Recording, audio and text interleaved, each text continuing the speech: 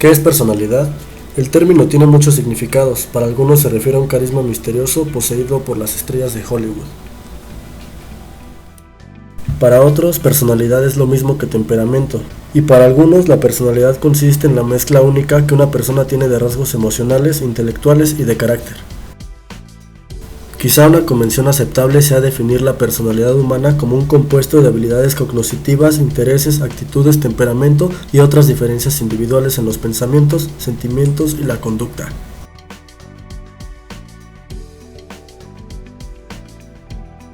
La frenología sostiene que el desarrollo de áreas específicas en el cerebro humano está asociado con características de personalidad y trastornos mentales.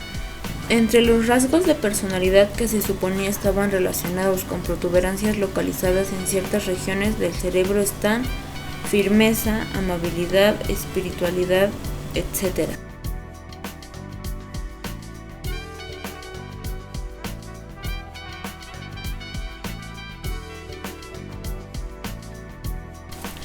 Un enfoque antiguo para la comprensión de la personalidad es la noción de 4 categorías o tipos de gente.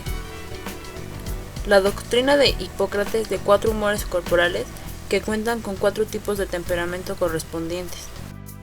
El tipo sanguíneo con exceso de sangre era vigoroso y atlético. El tipo colérico con exceso de bilis amarilla se enfurecía con facilidad. El tipo melancólico con exceso de bilis negra era por lo general depresivo o triste. El tipo flemático con exceso de flema crónicamente se siente cansado. Ernst Kretschmer concluyó que la constitución alta y delgada, asténica, como la constitución musculosa, atlética, se asocian con tendencias al relajamiento. La constitución corporal baja y robusta, pícnica, es asociada con inestabilidad emocional.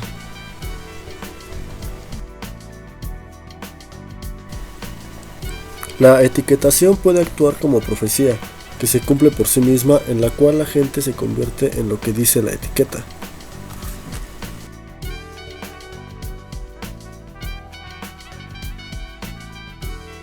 Gordon Allport definió el término rasgo como una estructura neuropsíquica que tiene la capacidad de traducir estímulos funcionalmente equivalentes y de iniciar y guiar formas equivalentes de conducta adaptativa y expresiva. Harvey Kettel clasificó los rasgos en rasgos comunes, que son característicos de toda la gente, y los únicos son peculiares al individuo. Los rasgos superficiales se pueden observar con facilidad por su conducta, pero sus rasgos fuentes se descubren por procedimientos estadísticos de análisis factorial. Los rasgos constitucionales dependen de la herencia y los moldeados por el ambiente dependen del entorno.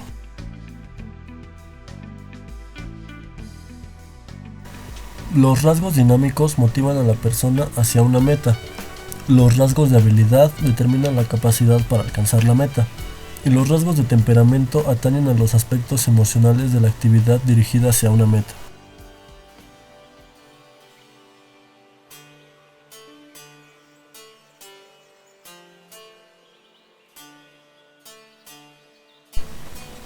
Sigmund Freud y otros psicoanalistas veían en la personalidad humana como una especie de campo de batalla, donde 3 combatientes, el ello, el yo y el superyo, contienden por la supremacía. El ello actúa de acuerdo con el principio del placer y entra en conflicto con el superyo, que actúa de acuerdo con el principio moral. El yo, que funciona de acuerdo con el principio de la realidad, actúa como mediador entre las 2 presiones implacables del ello y del superyo por el control. Freud también creía que la personalidad humana se desarrolla a través de una serie de etapas psicosexuales. La etapa oral ocurre desde el nacimiento hasta el año y medio de edad. El placer se deriva sobre todo en la estimulación de la boca y los labios. Durante la etapa anal, desde alrededor del año y medio hasta los 3 años, el interés y el conflicto se centran en la retención y expulsión de las heces. La etapa fálica de los 3 a los 6 años se enfatiza el frotarse, tocarse y exhibirse. Se desarrolla el complejo de Edipo, que consta de un compuesto de sentimientos sexuales hacia la madre y disgusto por el padre en niños de 3 a 6 años de edad. La situación comparable en las niñas, disgusto por la madre y amor por el padre, se conoce como complejo de Electra.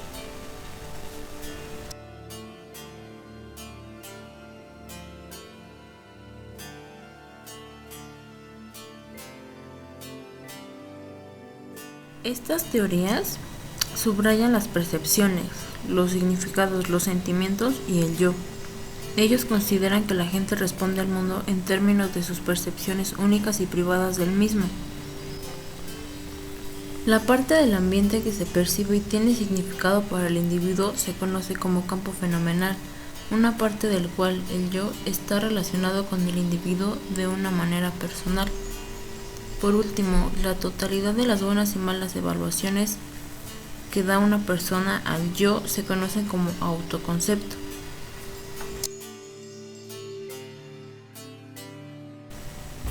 De acuerdo con Maslow, la mayoría pasamos por un proceso en el que nos esforzamos por alcanzar una congruencia o armonía entre el yo verdadero y el ideal o autorrealización. La dirección básica de la existencia es hacia la autorrealización y las relaciones placenteras con los demás.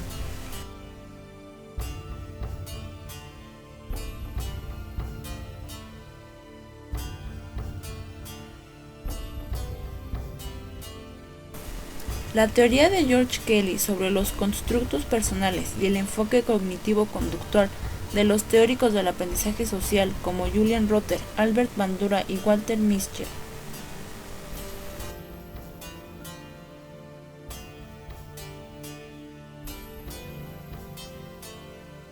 La teoría de Rotter intentó integrar la posición conductista tradicional sobre el papel del reforzamiento en el aprendizaje con las conceptualizaciones cognitivas de Kurt Lewin. Rotter distinguió entre reforzamientos y cogniciones. Los reforzamientos producen movimiento hacia o lejos de una meta, mientras que las cogniciones son estados internos como las expectativas y el valor del reforzamiento.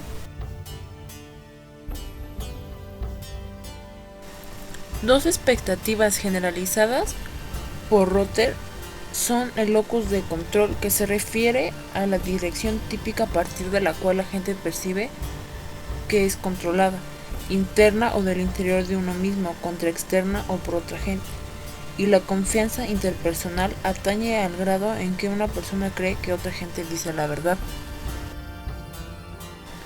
El reforzamiento es importante para el desempeño, pero no todos los reforzamientos son valorados igualmente por el individuo.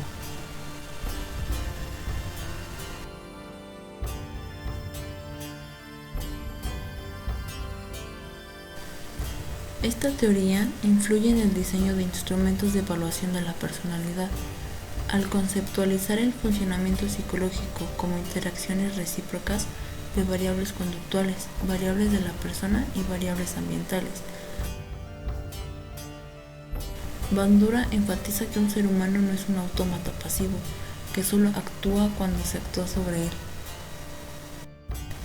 Las personas influyen y son influidas por el ambiente social en el cual tiene lugar el aprendizaje por medio de la observación, la imitación y el modelado. De acuerdo con Bandura, la agresión, los temores, las conductas de tipo sexual y muchas otras reacciones emocionales y de estilo se aprenden mediante la observación y el modelado.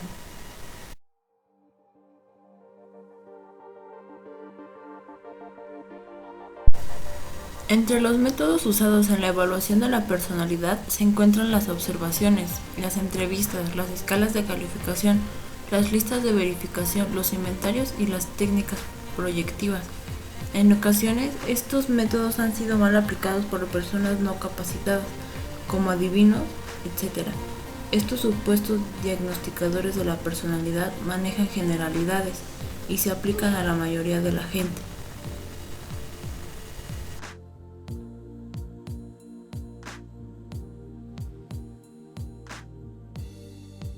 Evaluación matrimonial y familiar.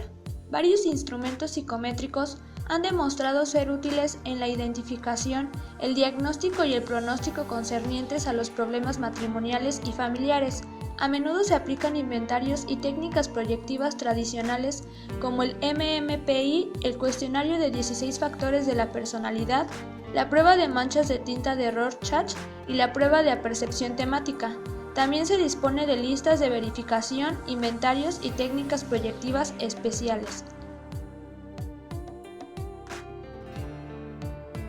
Psicología de la salud. Ha sido definida como las contribuciones educativas, científicas y profesionales de la disciplina de la psicología a la promoción y mantenimiento de la salud. El campo de la medicina del comportamiento, una subespecialidad de la psicología de la salud, ha hecho contribuciones significativas al tratamiento y manejo de pacientes con técnicas de modificación de conducta y otros procedimientos. Se interesa en los aspectos psicológicos de la ley y su cumplimiento. Los psicólogos que son empleados en contextos de cumplimiento de la ley pueden usar pruebas, cuestionarios y procedimientos de entrevista para ayudar a seleccionar al personal que se encarga de hacer cumplir la ley. Una rama de la psicología legal, conocida como psicología forense, se interesa en la evaluación de acusados en juicios legales para determinar si son competentes para enfrentar un juicio, si son peligrosos o si es probable que sean reincidentes.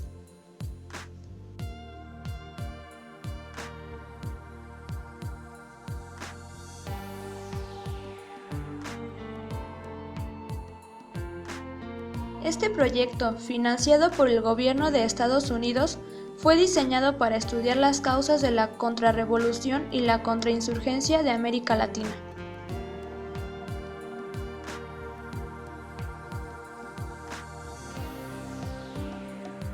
La evaluación de la personalidad también es citada en la legislación federal que trata con las prácticas justas para el empleo. Por ejemplo, en el Acta de Estadounidenses con Discapacidades (ADA) de 1990, se cuestionó el papel de los inventarios de personalidad y las técnicas proyectivas en el proceso de selección de empleados. De acuerdo con las disposiciones de esta ley, cuando los resultados de las pruebas de empleo se presenten en términos de etiquetas de diagnóstico, como depresión o ansiedad, se considera que las pruebas son procedimientos médicos. En consecuencia, de acuerdo con el ADA, las pruebas no pueden ser aplicadas hasta que se haya hecho una oferta condicional de empleo.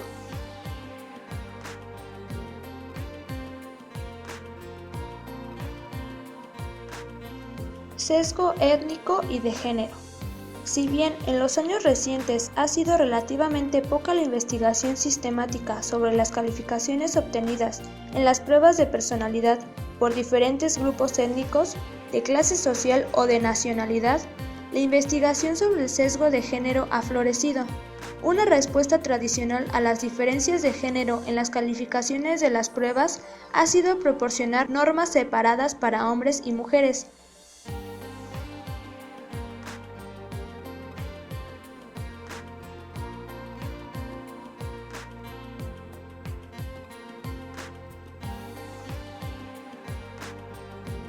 El énfasis en las situaciones en oposición a los rasgos como determinantes de la conducta se remonta a los estudios de Harrison y May sobre el carácter de los niños. 4 décadas más tarde, Walter Mischel elaboró un resumen con evidencia suficiente para apoyar la conclusión de que, aunque los correlatos conductuales de las habilidades cognitivas son bastante consistentes entre diferentes situaciones, la conducta personal social depende en gran medida de la situación específica.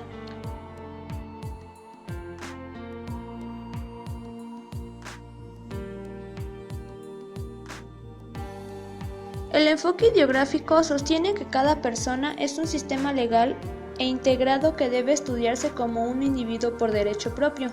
En el enfoque nomotético, que se basa firmemente en normas de grupos o promedios, se busca y administran leyes generales de la personalidad y la conducta que puedan aplicarse a todas las personas.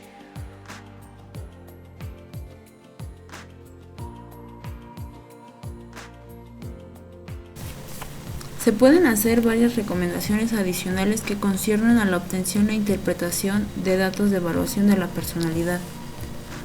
1. Estudie la situación general de la vida y los problemas del examinado y luego obtenga más detalles. 2. Sea sensible a los antecedentes socioculturales y étnicos del examinado, así como a su edad y sexo. 3. Siempre que sea posible, utilice las técnicas y los datos más objetivos. 4. Obtenga el tipo correcto de información. 5. Evite formular demasiada especulación al interpretar los datos y predecir la conducta. 6. Verifique sus hallazgos e interpretaciones. Lleve registro de sus acuerdos y desacuerdos, éxitos y fracasos. 7. Comunique los resultados por escrito en un estilo que pueda ser entendido por la gente a quien se dirige el informe.